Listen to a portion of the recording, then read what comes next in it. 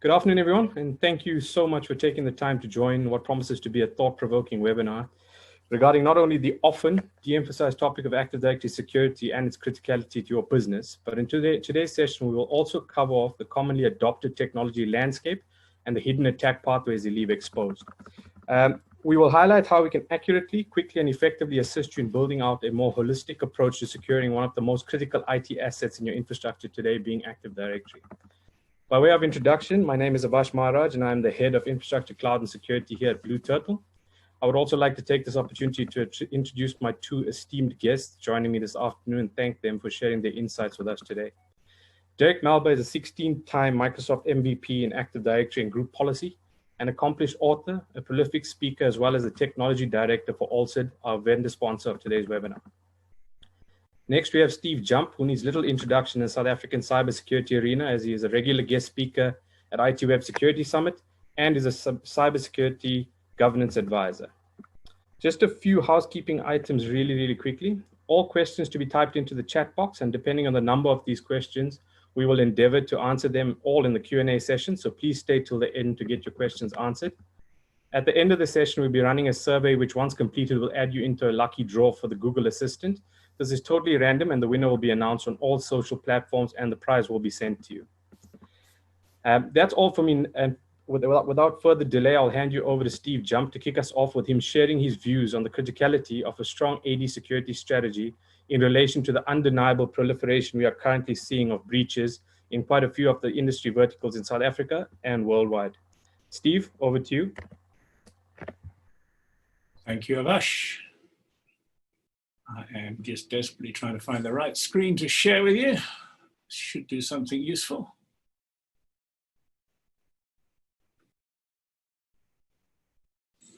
Right. So, we know that Active Directory is an important part of our infrastructure. So I'm going to give you a quick rundown from a governance perspective on why it's so critical. Very simple idea here. If you haven't heard me talking recently, actually I think I've been rather repetitive on this.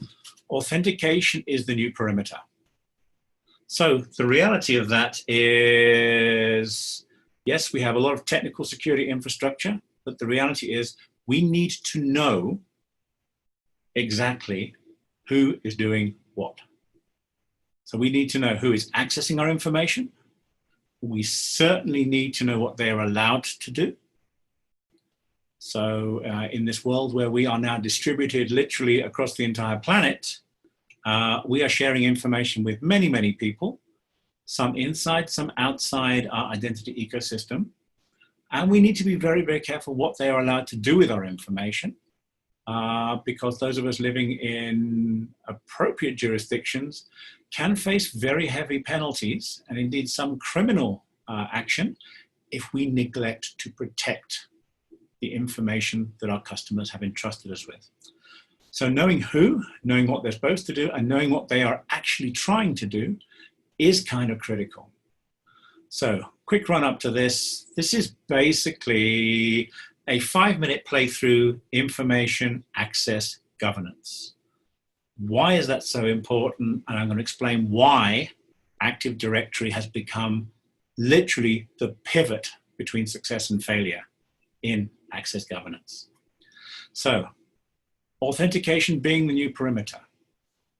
Identity and authentication should be mandatory for every access to all information.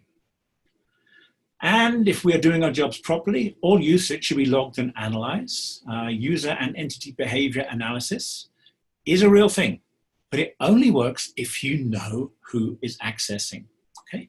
So that goes for all systems and APIs, as well as these biological carbon units called human beings, of which there are still many of us, fortunately. The use of multi-factor authentication, which is to help protect your authentication, is key. It's no longer an option. As we've discovered since March, if you don't have multi-factor authentication, there's a very high chance you've been owned and your account has been phished. As we're finding today, it is incredibly easy for any identity token that only relies on a username and password. You have to I'm not really going to apologize for my very poor photoshopping, but technically the username and password as the only token is dead. If you hadn't got the message, please bury it gently.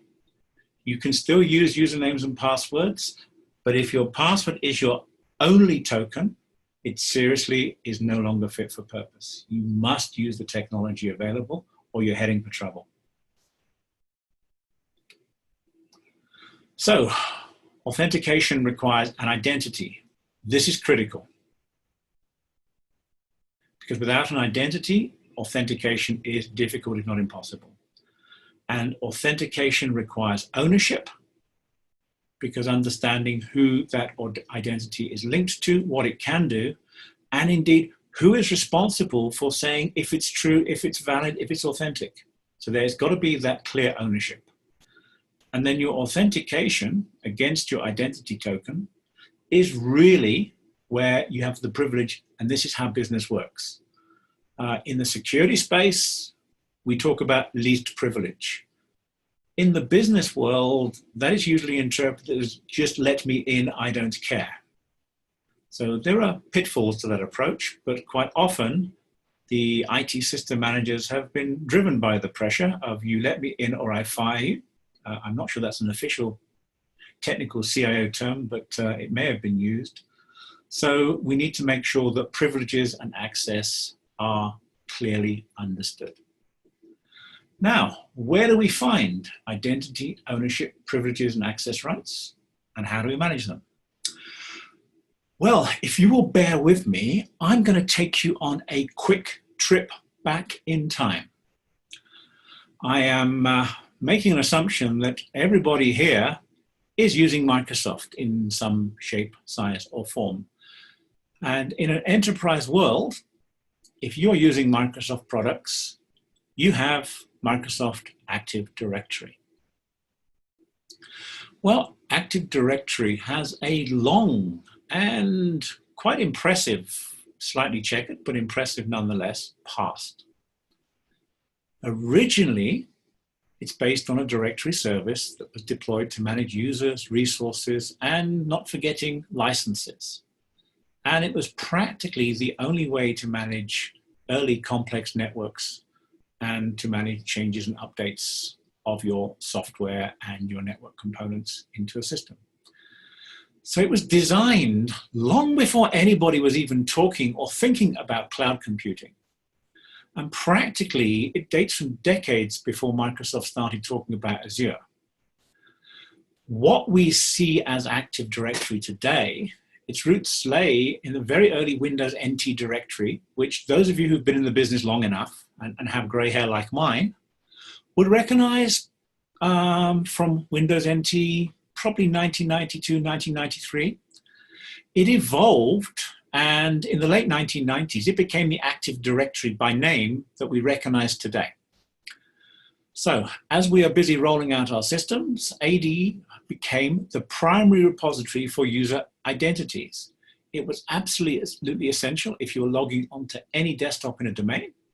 And effectively, it became one of the core engines underneath every domain controller.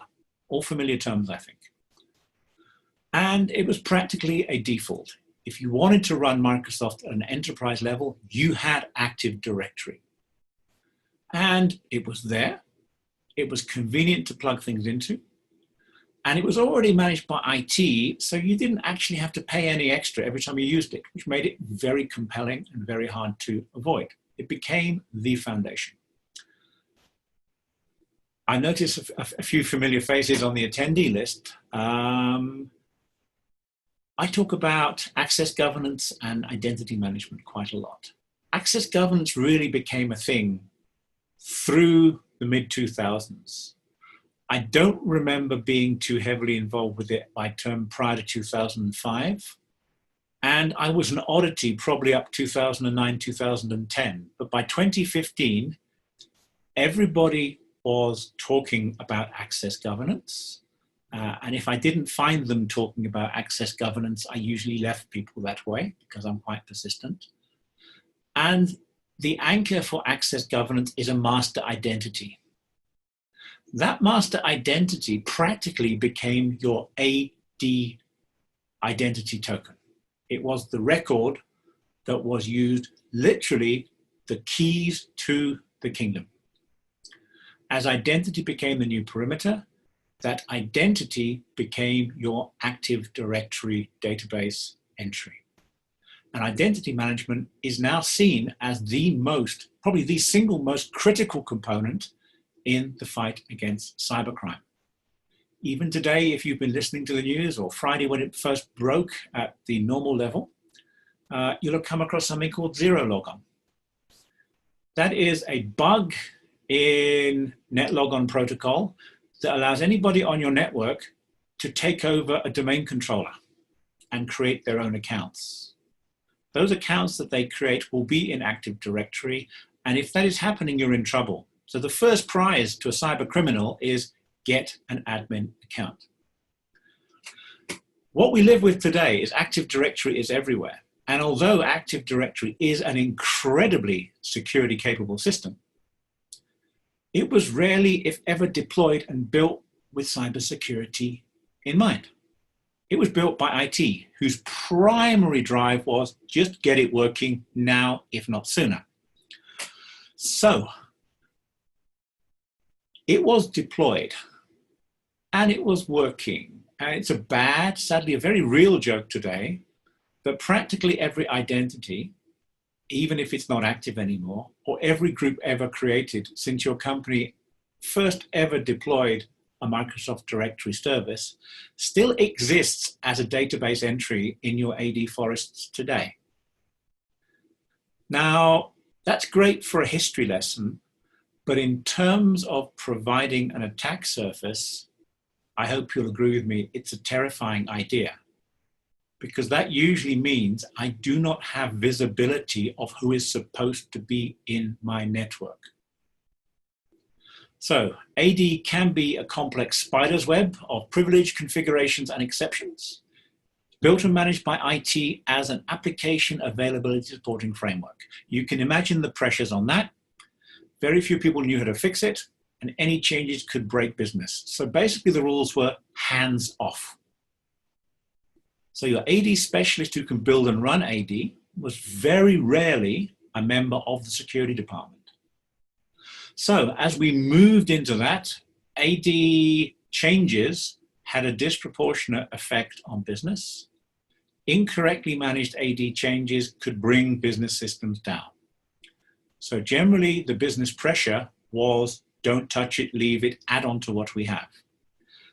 So we have a serious mess in our AD that today could be our Achilles heel, because our identities literally depend on the credibility and the coherence of those AD structures. But AD can be secured and users and rights can be very well managed. But it's time where we start to make that a conscious and deliberate action. So more than 90% of reported breaches today include the reference of a compromised privilege or an escalated privilege or a compromised user account due to improper configuration of a user's credentials. Sadly, that can be a user who's not been an employee for months or years, but can be reactivated. Or quite often, it can be a user who was once allowed to deploy his own software because IT was too busy to do it for him and was given admin rights 10 years ago, which he retains today, which means that when his credentials are phished, did I mention multi-factor authentication? It really annoys the phishers. But if he was phished and they have his username and password and they use that, they have an admin account. So it is important to look at your Active Directory. If you've never cleaned it, you are in for a very scary journey. If you have cleaned it, then you realize that the information that you had from that cleaning is valuable. That information is valuable at a security level. In fact, the information from cleaning and configuration compliance in your Active Directory will help you if you pump it into your SIEM or your SOAR platform. So without further ado, I'm kind of bringing this up to Derek Melber, who's now going to take over to me and explain how all of these scary situations I've described, that Alsid can help you survive this nightmare into the future and make your Active Directory identity repository as armor-plated as is possible and fit for an access governance-driven world. Derek, it's all yours. I think it's me first, Steve. Thank you so much for that. Sorry. Okay. No worries. Thank you so much, Steve. So next up, we have Derek Melber, who's going to cover off what a good AD security strategy should look like and why IAM, PAM, audit, and SIEM, whilst brilliant practices, still leave a few gaps that need to be considered. He will also spend some time highlighting what Alsid can do to help uncover these blind spots that the other technologies may leave behind. Derek, over to you. Thanks, Avash. And thank you so much, Steve. Your insights and direction on what's happening in AD is spot on. I mean, even this morning, I woke to a couple of different posts. One of them was related to pen testing and the pen testing results that they had seen over the years. And the number one was SMB related misconfigurations. And number two were misconfigurations that led to Kerberoasting. So these are things that are in every single Active Directory. And when I mean in Active Directory, I mean that these settings are configured and they're configured in such a way that the attacker can actually quickly move laterally and gain privileges. So thank you for that insight. As we move forward into kind of what I want to talk about, I want to leverage a lot of what Steve pointed out, and I want to point you to kind of some different angles on how we can approach securing Active Directory. I think everyone kind of got some information about me, so I'll buzz by this. The only thing I will point out on this slide is that is my email address. Please, if you have any questions on this content or anything else, it's what I do. I answer questions and try to guide people. So please use me as a reference. But what I want to do is I want to walk you through kind of the other side of what Steve presented, which is how do we approach this? What do we do now? What can we do? What I have seen, especially over the last 5 or 6 years, is that you have primarily two different types of organizations that are struggling with AD security. One is the SMB, the small and medium business. And the problem with the SMB is they don't have the horsepower, they don't have the workers to get the job done. So they're frantically trying to get their main job done, and AD security just kind of gets on the back burner. Second is you have the larger organizations, and yes, they have a huge IT team, a huge SOC team, but things are changing so fast in Active Directory that it's almost impossible to keep track of this.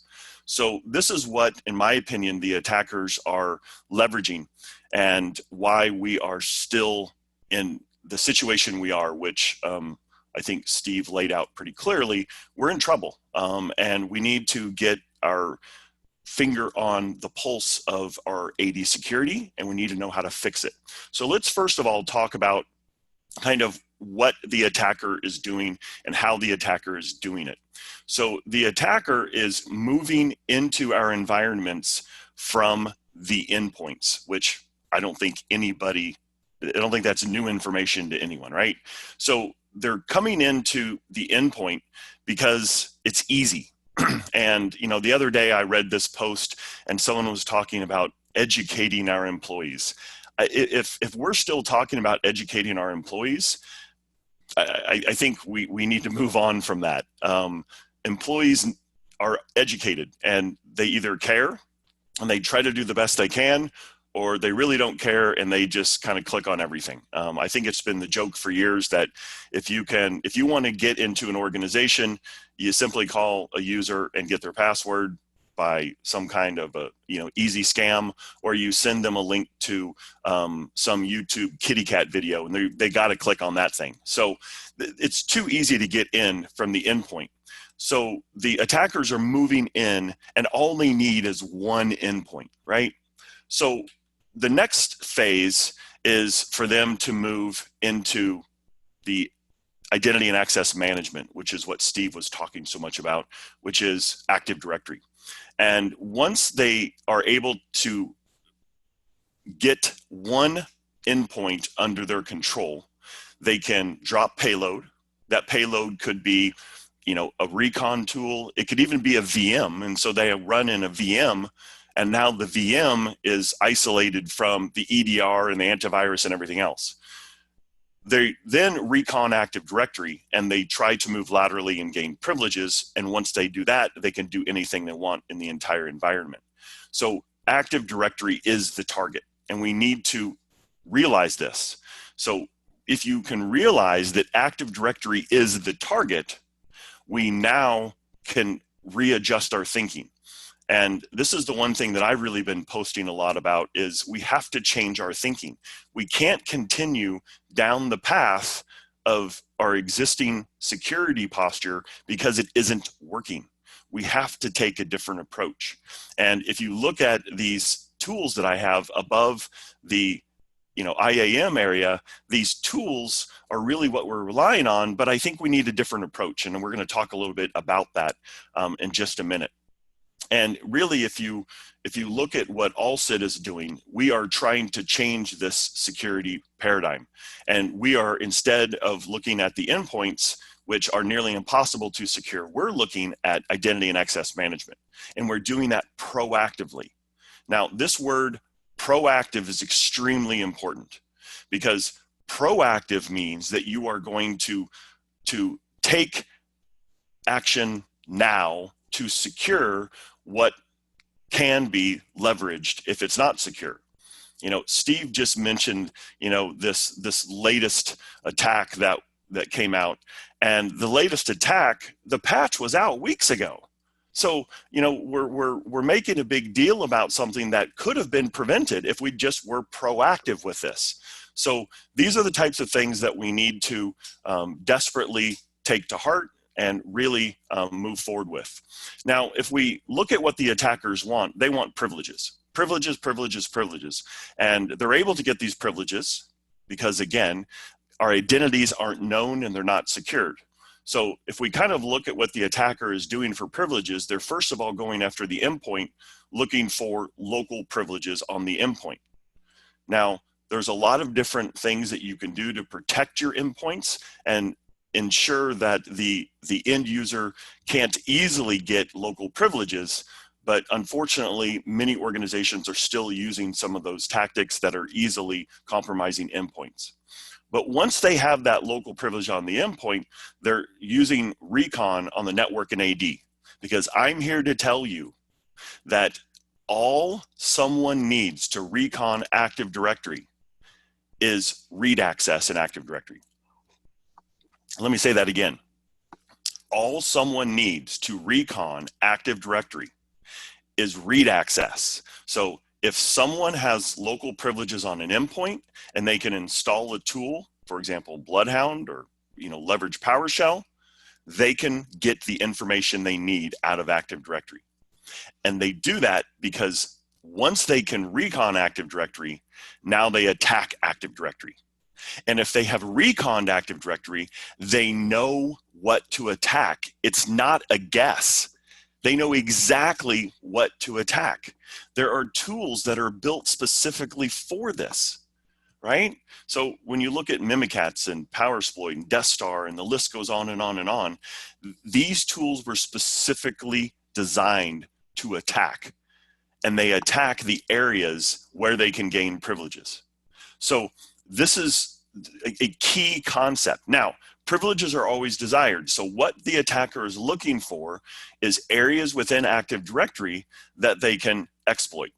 So they're looking for areas around, let's say, where groups are left open and they can attack. They want to get users that have permissions, which are ACLs, in Active Directory, and group policy, which includes sysvol. Now, this whole idea around sysvol is very important, because if they can get into group policy, they can modify GPO, right? Again, privileges over group policy. Now they can spread their ransomware faster. So this is what they're going after. And they're doing it with an elegant precision, because we aren't securing our environments. I just had someone reach out to me yesterday. I deal a lot with not only security teams and AD administrators, but an auditor contacted me and said, you know, I was reading a little bit about computer unconstrained delegation, and I'm doing an audit in my environment, and I found that there were 1,600 servers that had unconstrained delegation. Is that an issue? Of course that's an issue. It's a major issue. So these are things that we not only have to be aware of, we have to take action on. Because if we just think that we haven't been attacked or no one's going to be able to find that, anyone in your environment can find these things. I can send you a PowerShell command right now that any user in the environment can run, and they can find every single computer that has unconstrained delegation. It is super simple. It's one line of code. And I am by no means a PowerShell expert, but if I can write it, any user can write it because the information is available. So if we kind of look at the security solutions that are in place now, and I'm making a general statement here about the security tools, we find that there are some limitations to some of these solutions. So if we look at pen testing, right, which is fantastic. Pen testing does a great job of finding things in your environment, but you'll notice that some of the issues with pen testing are that they are point in time. So if you pen test in the morning, by the afternoon, the information no longer is 100% valid. So pen testing, even though it's fantastic, you would almost need a continuous pen testing solution in order to really make waves. If we look at SIEMS solutions, right? SIEMS solutions are looking at security logs. Security logs tell you something that's already happened. That's not proactive. That is reactive. That is saying, okay, I'm going to wait for something to happen, and then I'm going to hopefully find it. I woke to another article today that was talking about the issue of triaging logs, because the abundance of logs, the voluminous nature of logs inside of your SIEM, it's overwhelming. And inside of the pandemic, it's been documented everywhere that most SIEMs are now seeing twice as much information. So that means that the SOC team is having to analyze twice as many logs, where before it was an issue, now it's even more. If you look at the attacks that occurred earlier in the year, some of them quite large, the security team, came out and said, yes, we missed the log that showed us that we were under attack and we could have prevented it. So that's the kind of thing that we're up against. If we look at AD monitoring solutions that look at logs, very similar. They're basically a small SIEM. They focus on AD, but I mean, let's be honest. If I give you a report of all the users that have failed to log on over the last 30 days, is that going to tell you about AD security? Absolutely not. So AD monitoring is excellent for reporting, right? If you're in an audit, if you're wanting to give a report to someone in security, to a C-level person, that's fantastic, right? These are all the changes that occurred to the domain admins group over the last week. Great, that's a good report. But AD monitoring has very little, and in my opinion, nothing to do with the current state of AD security, because it's just looking at changes. And then we have audits. And I don't want to go too deep into my opinion on audits, but audits are very similar to a pen test in that they're point in time. And usually they're very cursory. They're not going into very much depth. I've worked a lot with some of the big four now, I guess they are, and they're performing audits one time a year for organizations. Well, that's one time a year, and it takes a month to analyze the information. By the time that month is over, so many things have changed. So this is the current security list of things that we're looking at. And there are holes across the board. And nothing is taking a constant approach at what's going on with security in AD. So we need to look at things differently. Now, what would we want for most, what's missing from most security tools? So we need to look at specific settings, right? Because this is what the attackers are doing, right? Attackers aren't looking at passwords and they're looking for users who haven't changed their password in a month. That's not what the attackers are looking at. That doesn't give them the inroad. What the attacker is looking at is settings for accounts that they can compromise. So they're looking for service principal names, right? They're looking for users that have service principal names configured. Now, what I want to do is I want to show you these things, because talking over it is one thing, but I want to show you specifically. So what I'm going to do is I'm going to come in here and I'm going to look at a specific user that has some SPNs configured. Now, you can look at SPNs here in the attribute editor for a user, and it's actually called service principal name. So if I come down here to service principal name, right, service principal name, see if I can find it here. Oh, this user doesn't have one. Oh, so I'm going to go through all 10,000 of my users to try to find that. Now, I could run some kind of a PowerShell command, but again, that's going to be point in time. You'd have to run that constantly. So this is really where Alsid comes in.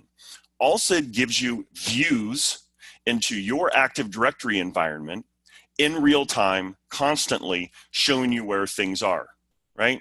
So if I look here at users that have certain service principal names, you'll see here that I have James Bond that has not one, but 2 SPNs.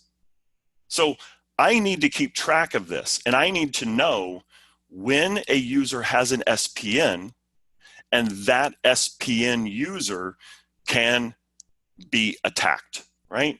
Because SPNs are required inside of your Windows environment because of the nature of how services are supported, but they also can be attacked. And they can be attacked, and this is the perfect ground for Kerberoasting. And as I said earlier, I woke to an article that was talking about pen testing, and that pen testers are finding that the number one, or at least the top 3 things that you can do is Kerberoast inside of Active Directory. They're finding it everywhere. And I'm finding it everywhere too. I completely agree with them. Now, beyond service principal names, you also have to look at primary group IDs. Over the last year, of all of the environments that I've looked at, small or large, I have yet to find an environment that didn't have at least one primary group ID user that was configured incorrectly. Now, let's talk a little bit about this primary group ID and where you will find it and what's the whole purpose around it. The primary group ID, and I'll actually jump in here so you can get a little bit more information about it, because inside of Alsid, we tell you about the vulnerabilities. You'll see here that 513 is the domain user's primary group ID. This is what every user should be set to, right, for security-wise. But historically, back in the early 2000s, often some users would be set to domain admins, which is 512, or they'd be set to other primary group IDs, and these primary group IDs immediately gave that user some type of leverage, right, of whatever it is of that account. And the reason was Unix and POSIX back in the time didn't understand group membership from Active Directory, so Microsoft came up with this primary group ID, and the primary group ID gave someone privileges over in Unix. Well, this primary group ID, once Unix was fixed and it now understood Active Directory, wasn't changed. That's where I'm finding these things. So what I'm finding are users have primary group IDs of some value, but no one knew that this was set. So these are things that we need to look at. And again, if we jump into Active Directory here and we look at where the primary group ID is, the primary group ID is actually an attribute for the user. So if I come down here and I get to my primary group ID, there it is, okay? So this is something else that the attackers are looking for. Everything that I'm showing you here, any user in your environment can run a PowerShell command and get this information. It is super simple to do that. A third area that is missing from most security tools and solutions is Kerberos delegations. Kerberos delegations are a vital part of especially computers communicating with other computers, and this allows them to do that. It allows the service account to do that. But this delegation opens up another attack. It's called an impersonation attack. And you need to understand where the delegations can be set and how you can secure them. Now, again, I just told you that an auditor called me yesterday and said, hey, we have 1,600 computers that have this delegation. Is that an issue? Well, you can look here at delegations for a computer at this level. And to be honest, Microsoft over the years really didn't get rid of the insecure delegations, but they did provide the more secure delegations, which you can restrict the attack surface. But you have to go into every single setting and make that occur. Now, it's also difficult to span across 1,600 computers, where if you have a tool that can proactively tell you where things are, this is going to give you the really advantage to know where your dangerous delegations are, both for computers and users, and it gives you in clear information what you need to do. Now, not only does a tool like Alsid work proactively to tell you there is a security issue that an attacker could leverage, right, an attack pathway, but it also gives you the recommendations around how you would fix that. So these are some things that we desperately need to investigate. We need to have the insights so that we can go fix these particular things. And again, what I'm seeing is that the current security tools aren't looking at these things. And so what organizations and administrators are doing is they're relying on security tools to include these aspects. And if they don't, they're not aware of that, okay? But we need to go beyond just the users and the accounts. We need to look at processes. Now, processes are something that are built in to Active Directory, and in essence, they are the areas that attackers can, again, enumerate, and then they can leverage. Some of these do require privileges, and some of them don't require privileges, but they, in essence, give someone that has gotten privileges in the environment a back door. So now they can create back doors. So if someone does find out, oh, this user has privileges, they go in and they then create back doors into the environment. Let me give you a perfect example. Admin SD holder, which is related to the SD prop process. Now, admin SD holder is a process, or it's a object in Active Directory that is in every Active Directory environment. And you can find admin SD holder right here. Now, the way that I kind of break this down for administrators to understand is breaking down the three components: admin, SD, and holder. SD stands for security descriptor. Holder means it's holding something, and it's holding the something for admin accounts. So this is the security descriptor, or ACL holder, for all administrator accounts. And you can see right here that the security, this is the ACL that we're referring to. Now, the way this process works is every 60 minutes, that ACL replaces the ACLs for every group and user that has admin privileges. Now, how do I know who has an admin privilege? Well, inside of every account, there is something called admin count, and if it's set to 1, it gets their security ACL list updated by the admin SD holder every 60 minutes. So instead of attacking the accounts, what the attacker does is add themselves to admin SD holder. And I have found admin SD holders that had accounts from 12, 13, 14 years ago that those accounts are no longer needed. Again, this is where a solution like Alsid can tell you where the existing issues are in your environment. Because we have to understand what is wrong now so we can fix it, as well as we need to understand where the issues are moving forward as changes occur. So here you can see that admin SD holder has been flagged because someone is on that list that shouldn't be, and it tells you the privilege they have so that you can go in and fix it. What I am finding, again, if we go back to the list of the tools, right? These do not help you with your existing environment, right? A pen test does for a point in time. Audits, well, they can, but they don't go deep enough. But we're relying primarily on SIEMS and AD monitoring solutions, and they don't tell you anything about what is in AD now. It's just moving forward. So we need to understand these things, right? We also need to look at SID history. SID history is a built-in component of Active Directory that allows users to be migrated and maintain their old identity. Well, if they can maintain their old identity, they can maintain any identity, right? So someone can inject into admin SD or SID history, and then they can attack the environment. Let me give you a perfect example of how this occurs. Inside of Active Directory is replication, right, between domain controllers. And this replication process allows a domain controller that receives a change to update the other domain controllers and therefore update Active Directory.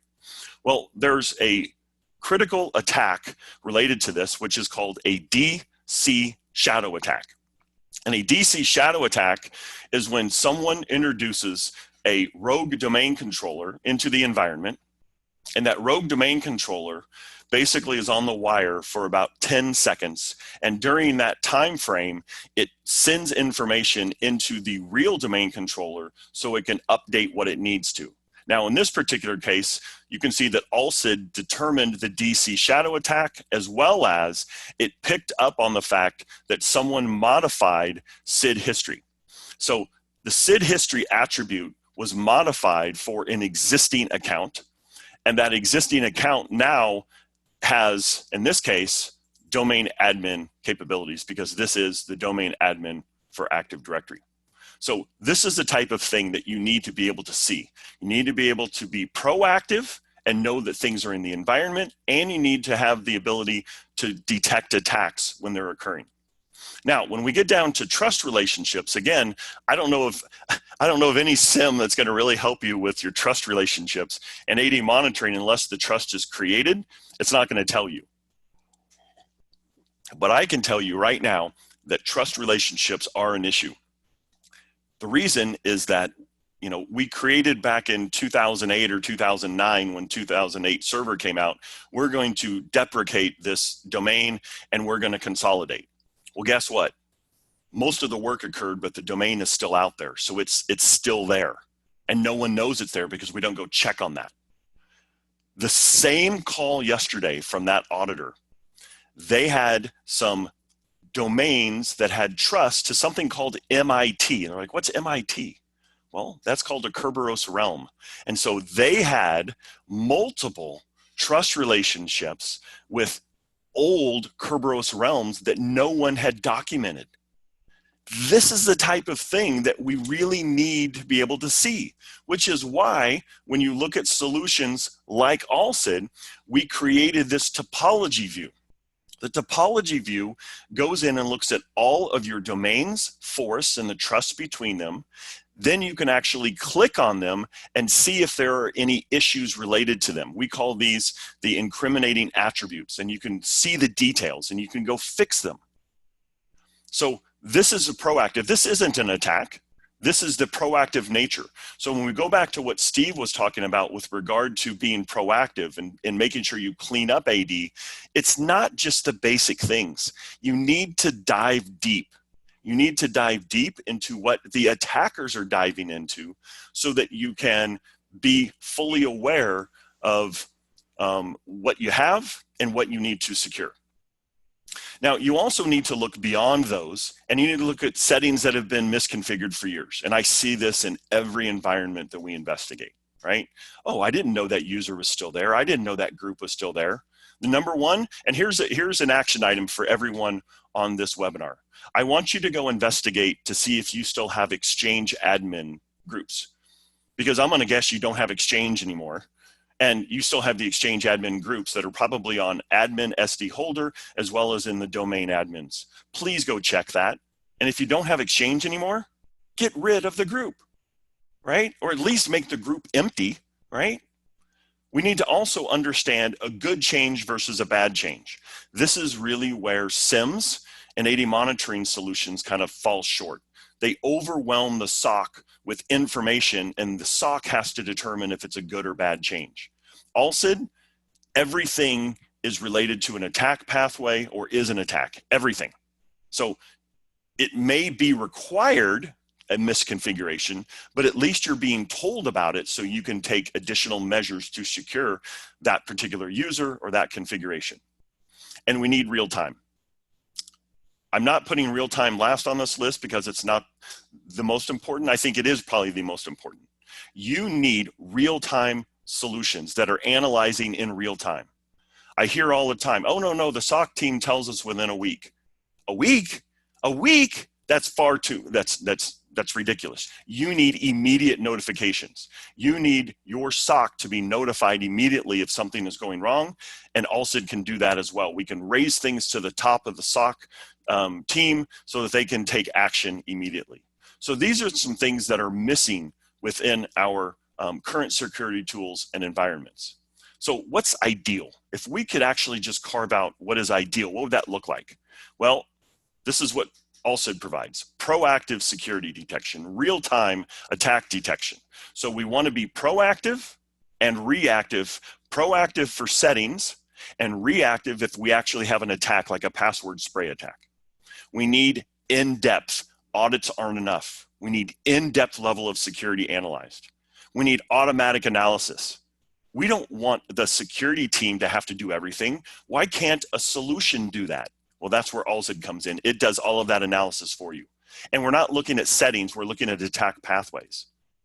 The security tools should not have privileges. Let me say that again.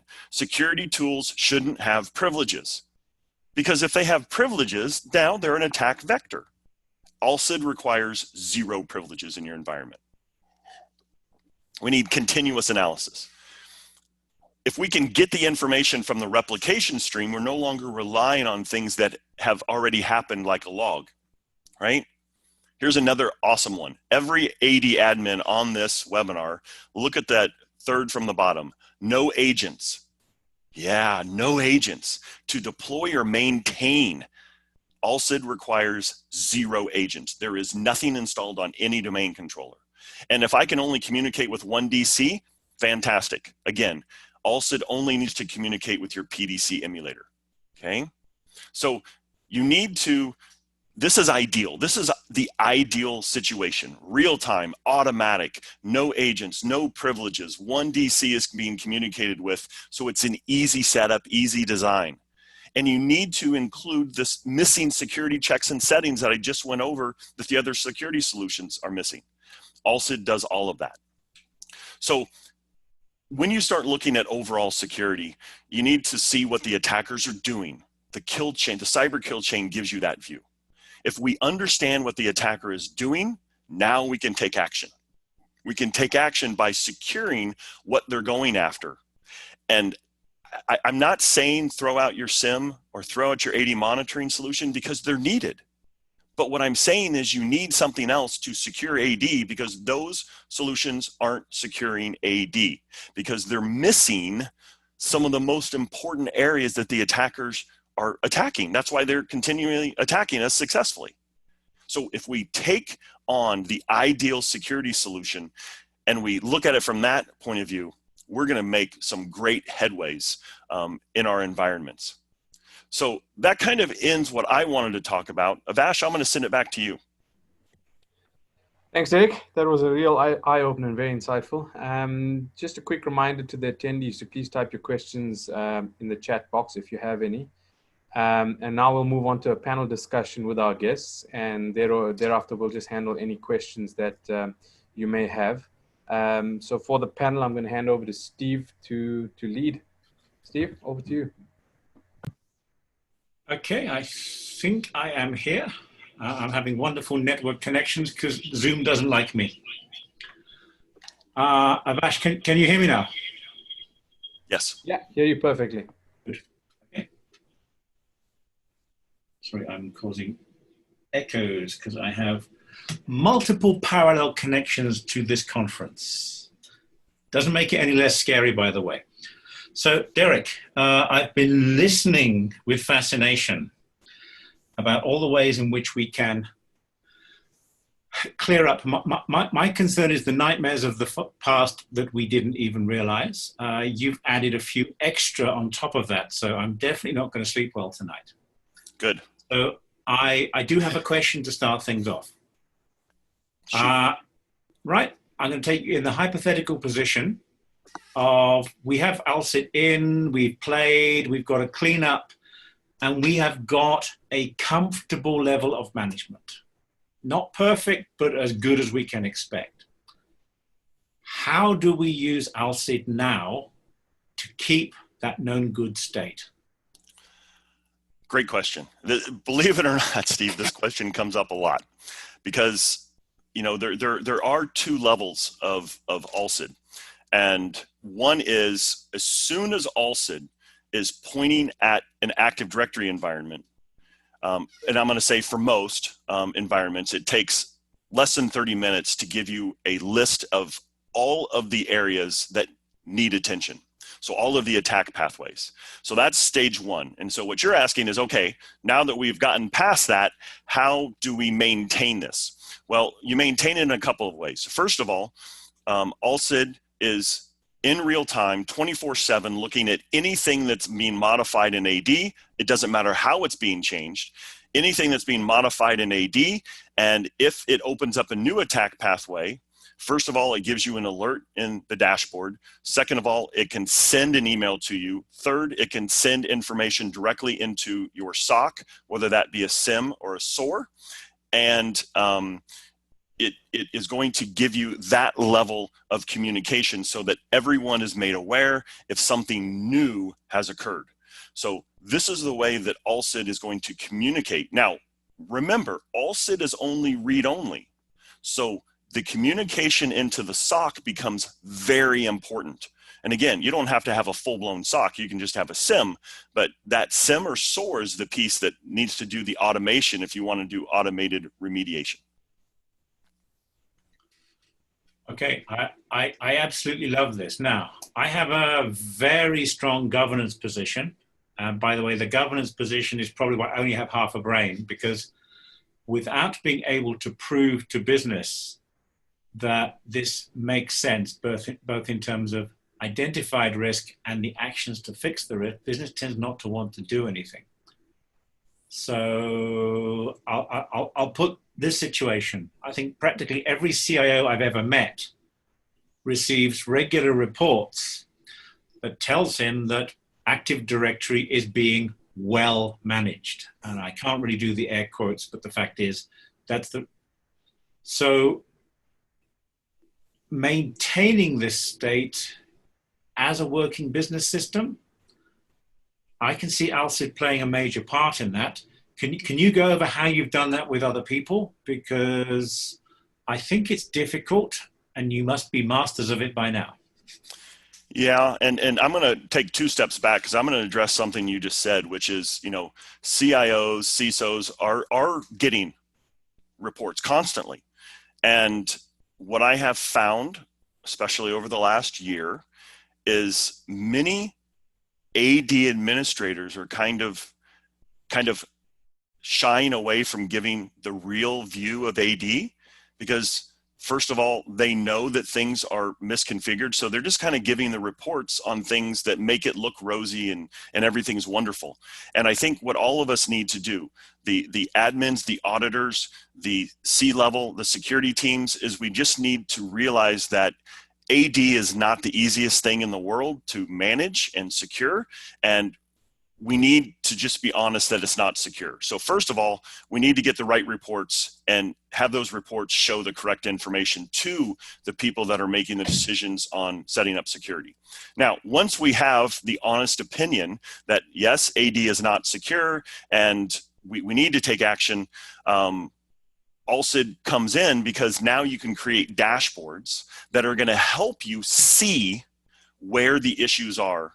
And those dashboards are dynamic so that you can see certain areas. So let's take, for example, the organization that came to me and said, hey, we have 1,600 servers that have dangerous delegations. Well, make a dashboard for computer delegations and you will see those 1,600 reduce as you start to secure that. Now you can get a clear view of, great. We are actually making an improvement in security. Alsid also has a scoring system, so you can see as the score goes up, your overall security is going up as well.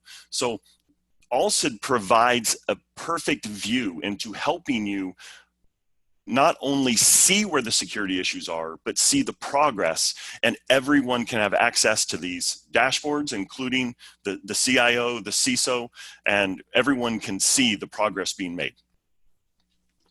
Okay, I love that story. Can I put you on the spot again in another situation? Sure. Generally, the people managing Active Directory are almost like the ancient priests of Greek times. They're the acolytes guarding the temple. And their primary excuse is why they can't make a change is we do not know if that record, identity, or group is even being used anymore. Now, that's not particularly a problem that's in the Alsid space, but how do you encounter that kind of obstacle? Again, hear it a lot, because, you know, I'll say what you said in a different way. If it ain't broke, don't fix it, right? So that's I hear it a lot, because when I go through, and again, it doesn't matter who I'm talking with, an auditor, an AD admin, someone in security, if I point something out and say, this account shouldn't be there, and they're like, but it's there, and I didn't put it there, so someone else put it there, and if I take it away, something could break. So really what needs to occur at this level is, first and foremost, I think you hit it earlier, you really focused on this. Identities have to be proven and known. All identities have to be proven and known. So we start there. Any identities that aren't proven and known, you don't have to delete them, disable them. I guarantee if you disable a critical entity, someone's going to phone call. If you're going to get a phone call, and you can just re-enable it, that's fine. But you have to start there. You have to clean up your identities. From there, you talked about permissions, right? Access. You have to then clean up your access. So you have to go into your files and folders, your services, your applications. You have to go into AD, sysvol, and you have to clean up your ACLs. That is not an easy task. It's not. But if you over permission someone, they're going to be able to do something that you don't want them to do. So these are the first two steps with that. Now, Alsid can help with finding identities, because what you can do is you can actually search. We have something called a trail flow, and you can search on logons and authentication. So you can actually search to see if certain users are authenticating. So this definitely can help you in that overall process. But you know, it is not a hour-long process, even for an SMB. But this is really where it begins. Okay, that's brilliant. I'm seeing this as perhaps this is the bypass surgery that your AD heart needs. It hasn't stopped beating yet, but unless something is done, someone else could stop it beating. Sure, no doubt. Okay, do we have any questions coming in from our audience? Yep. Okay, so they're both sort of directed at you, Derek. So the first one is, which version of Active Directory and Edition does Alsid support? So if we look at I'll answer this in a couple of ways. First of all, Active Directory can be any version. That's not an issue. As far as Alsid, there's two architectural models. One is on-prem and one is a SaaS cloud solution. If it's on-prem, you need basically 2016 or 2019 to run Alsid on. If it's in the cloud, obviously it doesn't matter. So really there's only the one limitation if you're on-prem for Alsid in any versioning. Perfect. And I think this leads on to the next question, which is, sure, no agent is required, but how easily can this tool be installed?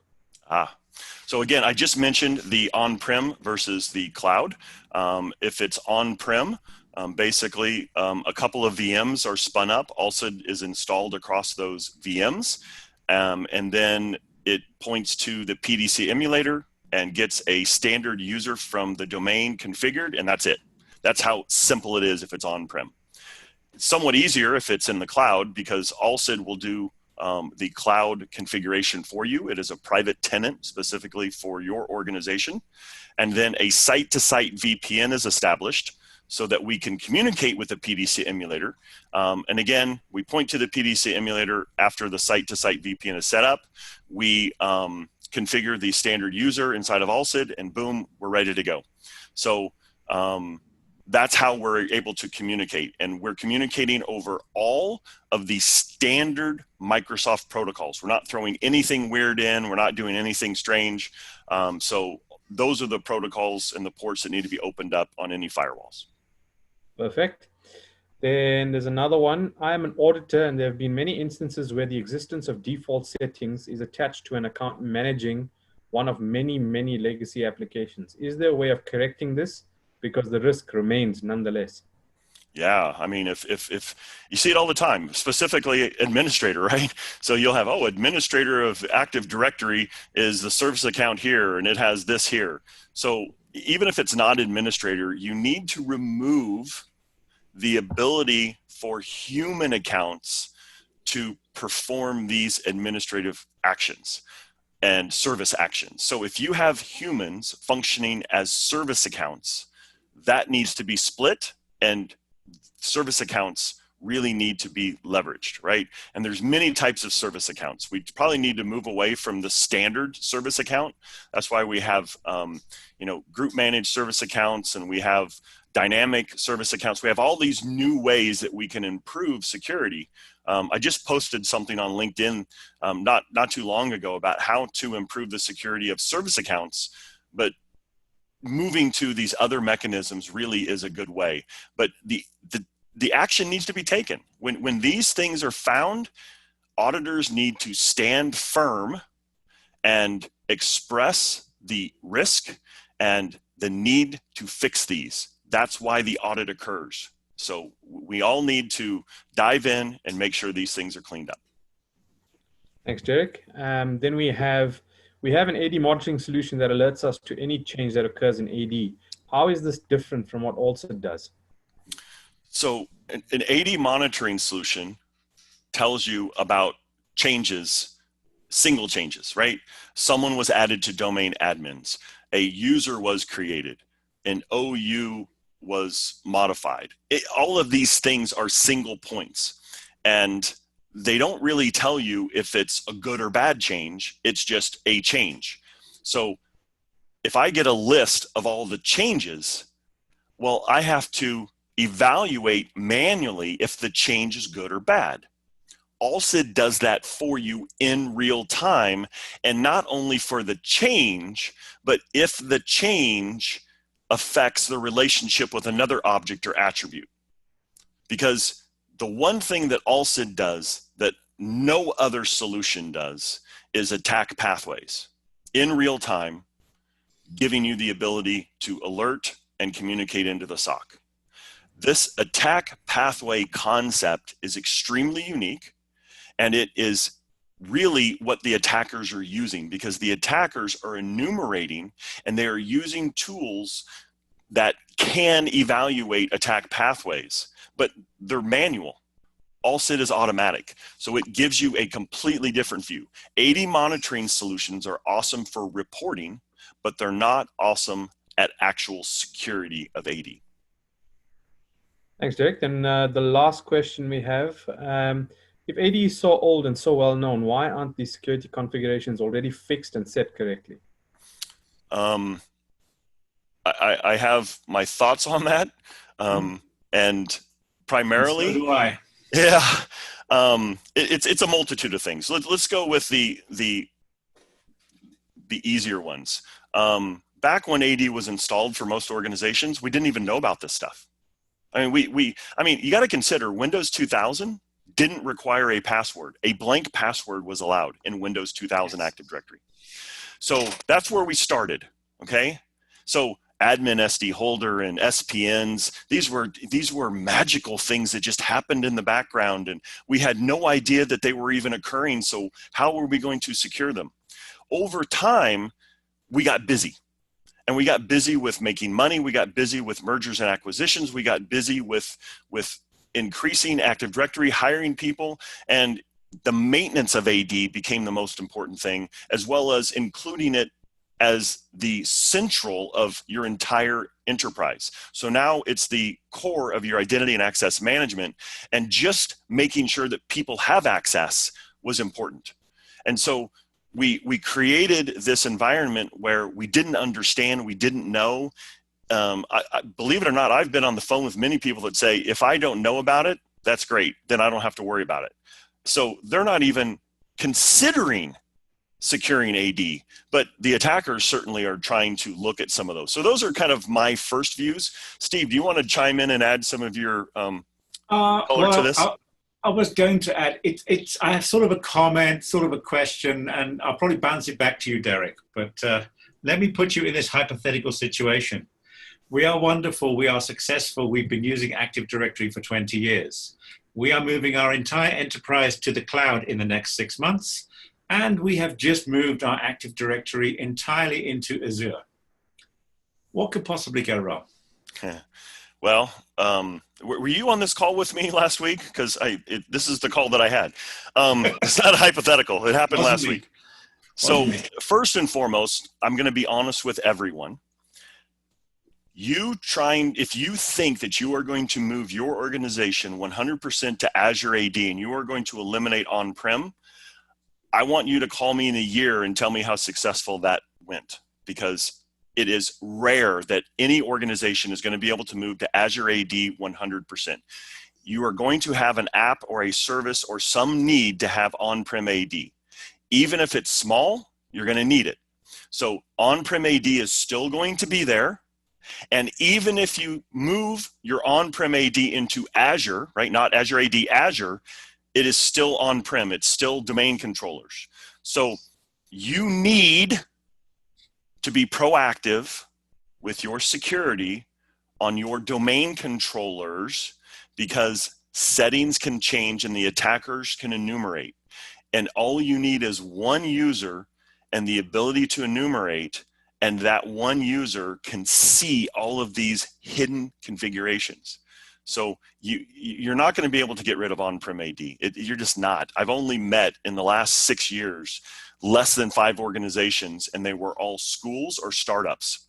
So that's just what I've seen. I don't see businesses, organizations, corporations being able to get rid of on-prem AD. Yep, I have a slightly sad view on that. The only way that would happen is if that business totally fails and they have no need of their data centers anymore. Yeah, but that's a bit doom and gloom for this conversation. It is. For sure. Okay, so I think, there's one more that's popped up. Is there a performance difference between software as a service and the on-prem version? And the second part of the question is, does the size of a state make a difference in how quick Alsid can pick up the threats? Okay, so I'll answer the first one first. There's no reason to have a performance difference between on-prem and SaaS. We have a complete sizing guide for your VMs for on-prem, and if you follow those recommendations, and as you increase, if you need to increase hardware, you do that. So there would be no performance difference whatsoever. Of course, if you're going SaaS, the pipe. I mean, you make sure you have enough bandwidth to communicate into the cloud, but everything there is configurable. And I can tell you that Alsid was not built for an SMB and scales up. Alsid was built for a major corporation, actually an organization over 350,000 users. We do have organizations over 800,000 users, and there's no performance hit. So it's really up to you. Now, Avash, can you repeat the second part of that, please? Does the size of the estate make a difference in how quick Alsid can pick up the threats? No. And I'm assuming estate meaning the size of Active Directory. Size of Active Directory. So let me give you an example. One of the customers that I'm kind of responsible for, they have 52 domains across 10 forests, 400,000 users inside of Alsid. And it's amazing to go to that dashboard and see things that are occurring. One of the things to keep in mind for Alsid is we don't communicate with every domain controller. We're only communicating with the PDC emulator. So we don't have to gather all of the information, organize it, and make sure there's no duplicates. We're able to get the information in real time by communicating with the PDC emulator replication stream. So if you have 10 domains, 20 domains, 50 domains, Alsid communicates with one DC and pulls it in and immediately can analyze that, because again, you size the information correctly. Okay, perfect. Thanks, Derek. I think that is a wrap. There aren't any more questions that I can see. So yeah, just from my side, in closing, I just want to take the opportunity to thank my guests and you, our valued attendees, for taking the time to attend. And please don't forget to fill in the survey. It'll be emailed to you from info@blueturtle.co.za. That's info@blueturtle.co.za. And yeah, good luck for the draw. And yeah, enjoy the rest of your evening. And thank you so much.